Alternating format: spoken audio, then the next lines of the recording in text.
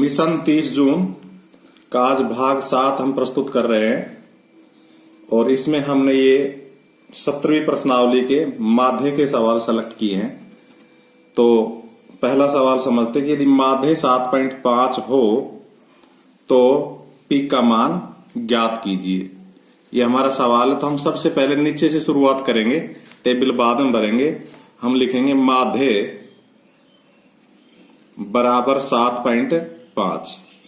माध्य के नीचे माध्य का फॉर्मूला रखेंगे सिग्मा एफ एक्स बटा सिग्मा एफ बराबर 7.5। अब इस सूत्र में हम मान रखने के लिए एफ को एक्स से गुणा करेंगे और उसका जोड़ करेंगे। तो यहां कॉलम क्या बनेगा, एफ एक्स, और फिर इसका क्या करेंगे नीचे जोड़। तो यहां एक साथ ही लिख देते योग। जिस भी कॉलम का योग होगा वो सिग्मा का काम अपने आप करेगा। तो देखो सबसे पहले 6 × 18, इसको गुणा किया। 8 × 5 = 40, 15 × 7 = 105। 9 को पी से गुणा करेंगे तो 9 पी, 11 × 8 = 88 और 13 × 4 = 52। अब आप समझ गए होंगे कि 9 पी दूसरी तरफ क्यों लिख दिया, क्योंकि चर राशि है और चर राशि अचर राशियों में नहीं जुड़ सकती। तो यहां अगर हम इसके नीचे लिखते तो हम गलती से 9 को जोड़ लेते, गलती हो सकती थी, इसलिए हमने इसको एक तरफ लिख दिया है। तो अब देखिए ना, अंकों का जोड़ करेंगे तो 8 और 5 13, 13 और 8 21, 21 और 2 23, हासिल 2। एक बार फिर चेक कर लेते कोई गलती ना हो। 8 2 10, 5 15, 8 23 सही है, हासिल 2। 2 में शुरू में जोड़ रहा हूं, 2 और 1 3 और 4 7 और 8 15 और 5 20, फिर हासिल 2 और 1 ये 3। अब ये थोड़ी कि जोड़ना ही नहीं, जोड़ना तो है लेकिन गलत जोड़ नहीं करना, इसलिए साइड में लिखा था। तो प्लस 9p।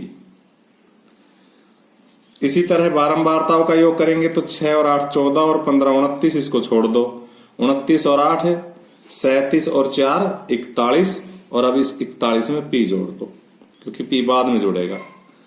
इस प्रकार से हमारे दोनों मान आ गए जो हम यहां रखने हैं फॉर्मूले में। सिग्मा एफ एक्स का मान 303 प्लस 9p, सिग्मा एफ का मान 41 प्लस p, और ये सवाल हो जाएगा।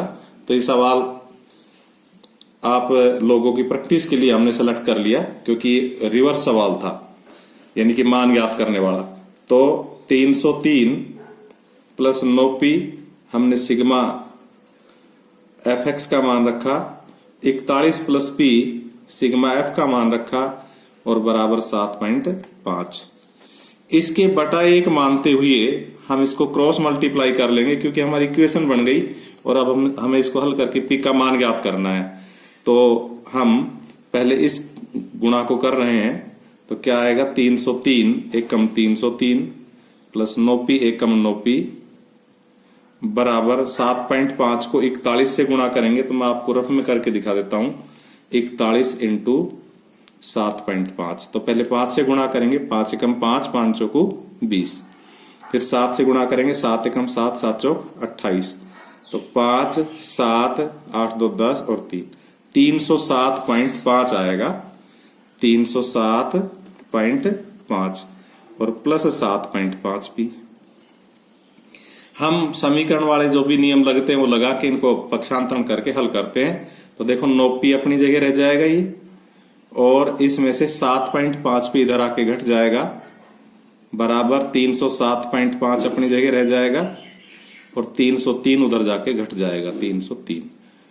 और इस प्रकार से अब 9p में से 7.5p घटाएंगे तो 1.5p बचेगा, और इसकी हम घटा कर लेते हैं तो 3 4.5 बचेगा। ये आप घटा करनी सीख सकते हो किसी का सहयोग लेकर, अगर नहीं आती है तो यहां ज्यादा समय खराब करने की आवश्यकता नहीं मुझे लगता है। तो p बराबर इस 4.5 में 1.5 का भाग लग जाएगा। और देखो जब इकाई की ओर से दशमलव समान दूरी पर हो तो दशमलव से दशमलव कट जाता है, और 15 तिया 45, तो p का मान कितना आ जाएगा, 3 आ जाएगा। अगर आपको एक बार में समझ में नहीं आता, वीडियो को दोबारा चला के देखो और समझने का प्रयास करो, अपनी परीक्षा की अच्छी तैयारी करो। अब हमने ये दूसरा क्वेश्चन सेलेक्ट किया है। इसमें विलुप्त बारंबारताएं 2 दे दी एक की बजाय, उसमें एक विलुप्त बारंबारता थी, इसमें 2 दे दी। तो हमने इसको भी सेलेक्ट किया है। तो इसमें हम मान लेंगे सबसे पहले तो माना प्रथम विलुप्त बारंबारता या एक के संगत विलुप्त बारंबारता, ऐसे भी लिख सकते हैं, एक के संगत, वो ज्यादा बढ़िया रहेगी, विलुप्त बारंबारता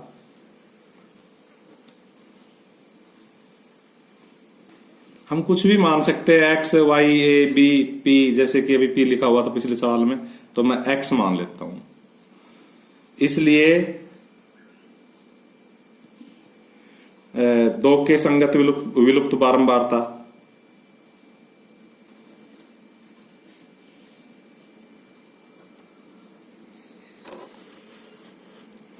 और इसको मानने के लिए मैं आपको थोड़ा सा बताना चाहूंगा कि अगर हम यहां x भर दे और इन सब का जोड़, यानी 46 का, x का, 25 का, 10 का और 5 का जोड़ इस 200 में से घटा देंगे तो 2 के संगत बारंबारता आ जाएगी। ये छोटी क्लासों की बात है, हम इसकी डिटेल में नहीं जाऊंगा, क्योंकि इसके डिटेल में जाने लगूंगा तो फिर 10वीं क्लास का औचित्य ही नहीं बचेगा। तो हम इनको सबको जोड़ रहे हैं, देखो 46 को, 25 को, 10 को और 5 को, तो 10 और 5 15 और 25 40, 40 और 46 86 जमा x हो गए, यानी कि सब मिलकर के कितने हो गए, मैं रफकारी कर रहा हूं, 86 जमा x हो गए। जो ये सारी बारंबारताएं हमारी, इन सभी बारंबारताओं का जोड़ हो गया 86 जमा x। और अगर इन सभी बारंबारताओं का जोड़ हम 200 में से घटा दे, इस प्रकार ब्रैकेट लगा के घटेगा, तो हमारी 2 के संगत विलुप्त बारंबारता आ जाएगी। तो मैं इसको डायरेक्ट यहां लिख रहा हूं अपने सवाल में कि 200 माइनस 86 प्लस एक्स, 200 माइनस, जगह थोड़ी छोटी बच गई, 86 प्लस एक्स। तो जब 200 में से 86 घटाएंगे तो 114 आएगा, और इस प्लस माइनस की वजह से माइनस एक्स। तो इस प्रकार से हम यहां भर लेंगे 114 माइनस एक्स। और अब पिछले सवाल की तरह हम सूत्र लिखेंगे और उसमें मान रख देंगे। तो लिखेंगे माध्य, और माध्य हमारा दिया हुआ है 1.46। माध्य के नीचे पिछले सवाल की तरह सूत्र लिखेंगे, सिग्मा एफ एक्स बटा सिग्मा एफ बराबर 1.46। और पिछले सवाल की तरह एफ को एक्स से गुणा करके अब बाकी प्रोसेस वैसे ही हो जाएगा। तो हम लिखते हैं एफ एक्स। तो देखिए 0 को 46 से गुणा करेंगे तो 0, 1 को x से गुणा करेंगे तो x, 2 को 114 से गुणा करेंगे तो 228, और माइनस 2 को x से गुणा करेंगे तो 2x, ये दोनों से गुणा होगा 2, 114 से भी और x से भी। 25 तिया 75, 10 चौक 40 और 5 5 25। अब इन सब का योग करेंगे तो 8 और 5 13, 13 और 5 18, हासिल 1, 3 और 7 10 और 4 14 और 2 16, हासिल 1 और 2 ऊपर है 3, और 1x प्लस के में 2x माइनस का घट के माइनस का x बच जाएगा। इस प्रकार से हम ये मान अपने यहां रख देंगे, लिखेंगे 368 माइनस x, ये तो हो गया इसका मान सिग्मा एफ एक्स का, और सिग्मा एफ का मान 200, तो बटा 200 बराबर 1.46। इसके बाद हमारे ऊपर के सवाल से कोई लेना देना नहीं, सारा सवाल हमारा निष्कर्ष यहां आ चुका। अब तो हमें इक्वेशन हल करनी है जो हमारे सामने है। तो इस इक्वेशन को हल करते हैं और लिखेंगे, क्रॉस मल्टीप्लाई करेंगे। तो देखो ये 2 0 है ना, 2 0, ये इस दशमलव को खा जाएगी, क्योंकि यहां से 2 अंक छोड़ के दशमलव इकाई से, तो दशमलव को भूल जाओ और 2 से गुणा कर दो। 2 6 12, 2 चौको 8 और 1 9 और 2 एकम 2। और अब इसको 1 से गुणा करेंगे तो 368 माइनस एक्स, इस एक्स को इधर उठा लाओ, आके प्लस हो गया 368, और 292 उधर जाके माइनस हो जाएगा। 8 में से 2 गया तो 6, और 16 में से 9 गए तो 7। इस तरह से एक विलुप्त बारंबारता आ गई, लिखेंगे। इसलिए इन 2 लाइनों पे वापस आ जाएंगे। इन 2 लाइन को ऐसे कैसे टिपेंगे, यहाँ x की जगह 76 लिख देंगे। इसलिए एक के संगत विलुप्त बारंबारता, और हमने क्या मान रखी है, x और x का मान आ गया 76, तो यहां लिख देंगे उठा के बराबर 76। तथा 2 के संगत विलुप्त बारंबारता हमने देखो कितनी मान रखी है, 114 माइनस एक्स, तो 114, और x की जगह 76 रख देंगे, इसकी घट आ जाएगी 38। आप घटा के देख लेना, और ये हमारा आंसर। अब हमने एक सवाल और सेलेक्ट किया है कल्पित माध्य का। ये क्यों सेलेक्ट किया है, क्योंकि हमने जो पिछली वीडियो बनाई थी इस प्रश्नावली की, उसमें पग विचलन विधि का माध्य लिया था। तो आज यहाँ एक कल्पित माध्य का माध्य और लेने के लिए हमने सवाल ले लिया। तो हम अपना यहां पर तो योग लिख लेंगे, है ना। और कल्पित माध्य मानकर माध्य का फॉर्मूला लिख लेते ताकि हमें पता लग जाए टेबल में क्या क्या बनाना है। तो कल्पित माध्य मानकर माध्य का फॉर्मूला है ए प्लस सिग्मा एफ डी बटा सिग्मा एफ। इससे पता लगा कि हमें कल्पित माध्य मानना है। तो हम कल्पित माध्य 15 मान रहे हैं क्योंकि हम x में से बीच का कल्पित माध्य मान लेते हैं। तो ये ऊपर ही मान लेते हैं, तो लिखेंगे माना कल्पित माध्य a बराबर 15।